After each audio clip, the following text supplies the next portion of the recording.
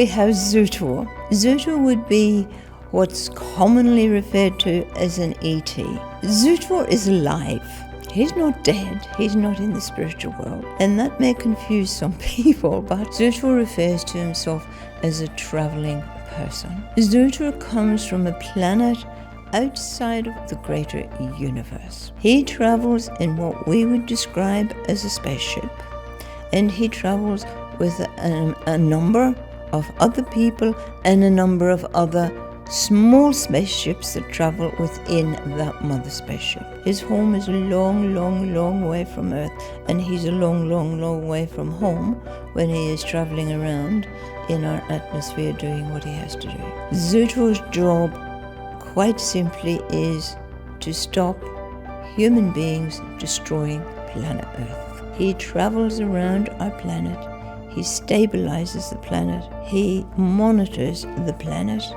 Where energy is taken from a part of the planet, he replaces that so that the planet Earth can be stabilized. When we're talking about energy being taken from someone, we're talking about mining, we're talking about taking from the Earth, we're talking about bombing, we're talking about the underwater bombing, we're talking about any kind of environmental activity that is destabilizing the natural order of our Earth. We're talking about the chemicals, the gases, the pollutions that's put into the Earth. Everything that's put in is destabilizing and taking energy from one place. When you take energy from one place, it has to be replaced. If it's not replaced, the Earth is unstable. Zootor's job is to keep the Earth stabilized 24 hours of the day and to stop us people who we call intelligent humans from blowing ourselves up and destroying ourselves. What's also interesting about Zootor is that he is having a role on Earth, but he's not of Earth. And what he teaches us, along with Crazy Horse the most, but all of the members of the council, is that Earth would be a very different place if we became accountable beyond ourselves. So Earth would change if we became accountable for everyone else on Earth. But just imagine that we're accountable for other places of existence in the entire greater universe. And he's bringing energy to stabilize us from other places. But we don't have enough to give back, so we're a net taker. Earth's got a long way to go. So he's teaching us that if we can just think bigger, if we can just think beyond ourselves, think beyond the Earth, we have a role to this entire thing out there that's bigger than our tiny minds could ever encapsulate. And he's representative of that to hold us for now until his time's up for doing this, so we can keep going and hopefully learn to grow. He brings a much bigger level of accountability and thinking. And the sad part for Zootor, from my perspective, is that there is a common belief on Earth amongst a lot of people that the ETs will come, they will destroy us, they will kill us, they will do whatever. And that's propagated purposely at times by those that supposedly lead us. And in actual fact, the truth is Zootor is doing the opposite. He's saving us from ourselves. One of the funniest things is when he's asked a question, well, what's the name of the place you come from and where is it? And if I told you, would you understand? If I give you a name, would it have a context? It doesn't.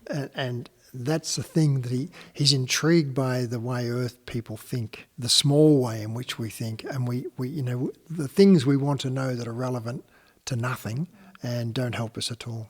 So how does he leave messages or information with you? No different. Trance. Through trance and direct passage of information, the same as the rest of the council. He's very, very advanced, very advanced. It's from a place of existence that's so far beyond where I just couldn't predict how long it would take Earth to get to where they are, but a long, long, long time. And it's a very fair question if people were to say, well, if he's going around on her Earth and he's stabilizing her Earth, where is he? We never see him. How come we don't see him? There's a simple answer to that. Those of us who can see him do see him, but he can make himself invisible and his ships invisible at any point in time. He can remove the energy so that he's right in front of your eyes and you can't see him. So when did the both of you first meet Zootor? We had Maybe. one travelling person before him. called Erock. He came to give us our first teaching, and he returned home to his planet. And Zootor then came. I think it'd be 20 20 years. years, perhaps 20 years. Yeah. So does he have personality traits that you would describe as well in a human ring? Oh, he's funny, purposeful, I would say. Deep, purposeful. loving energy. Oh, that's a good deep, point. loving energy. He just brings this electricity around, but just an energy that you just feel engulfed in. It's just pure love. We're now commencing the trance mediumship session with Ian. We will now converse with the living member of the council, Zootor.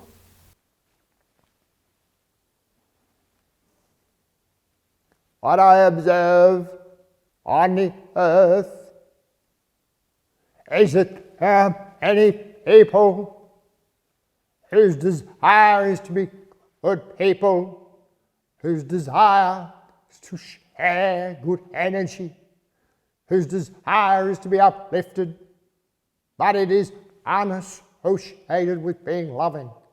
And this is the core problem. How many of the activities I observe people do cause them to be loving?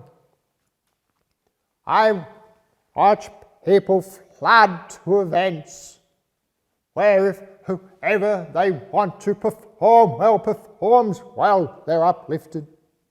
But they are no more loving. Therefore, what I observe is that this concept of love is not taught.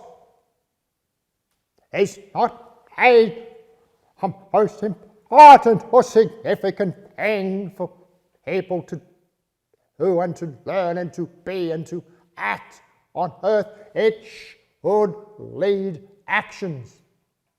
Actions are taken from a feeling of good, no matter what negativity underlies that. Therefore, whether you're following a sport, so long as your team wins, how they did it is unimportant, and with people, so long as you end up dominant and feel good, the cause to another person is unimportant. This brings with it a lack of togetherness, because love always involves others. It is just simple. Selfish people are non-loving people. Selfless people are loving people. You have many, many more selfish than selfless. Why is it that you give awards to the selfless people for helping society, for standing out in their community? Why isn't it that this is the norm? Why isn't it that this is expected? Why isn't it that this is not taught?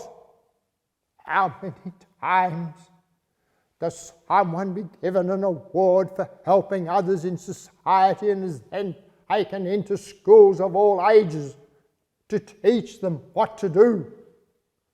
No. Let us stop at some recognition for your so-called governments have done their job. This is point two. There is such a lack of teaching by those with knowledge and love together. There are plenty with love, there are plenty with knowledge, there is just a small few with both. They're the ones who will rise.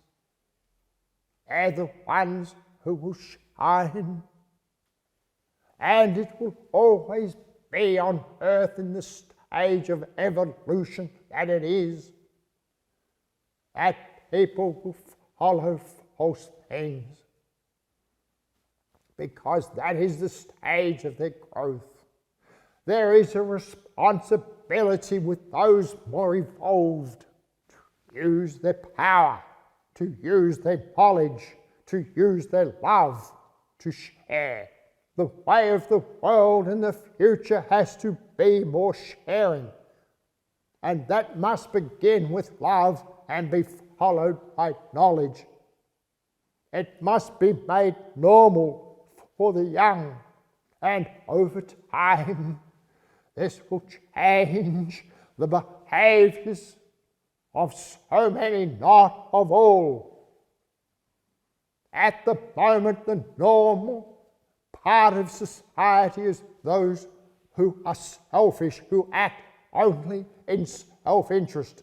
The aim of earth is to change that balance.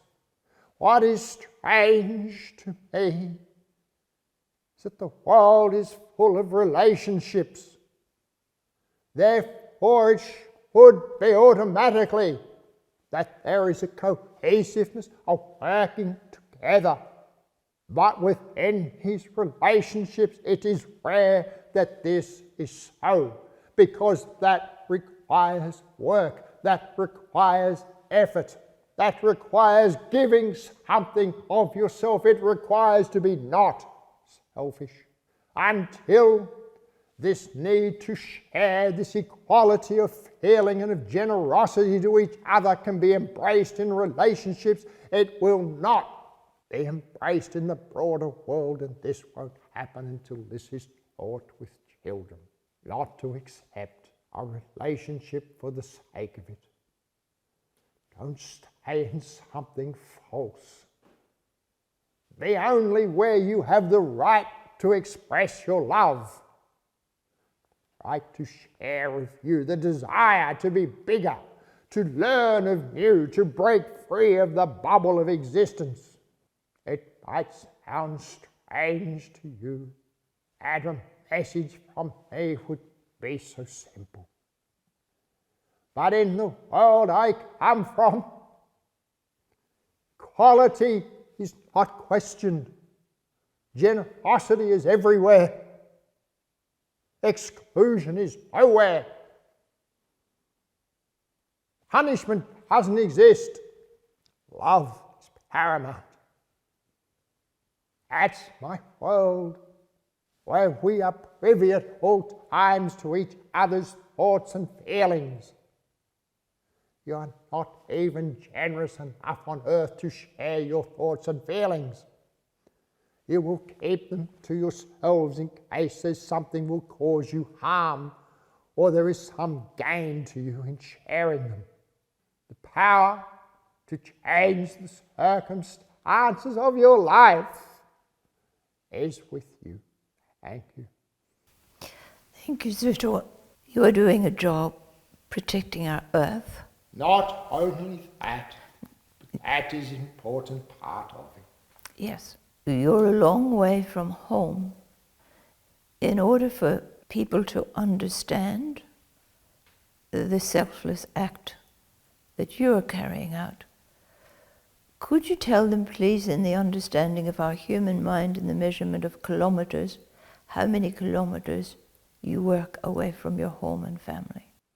Before I do that, they must have a balance and understand that I have the ability to communicate freely with them at any time, and they with me. And it is through how we connect with each other, so I am only absent physically. I cannot give it to you in that measure, but if it was that I was to start from my home, come back to earth, and go back to my home, that would take in your years 50 years. Travelling at the speed that earth can travel at, not at the speed I can. It is therefore less.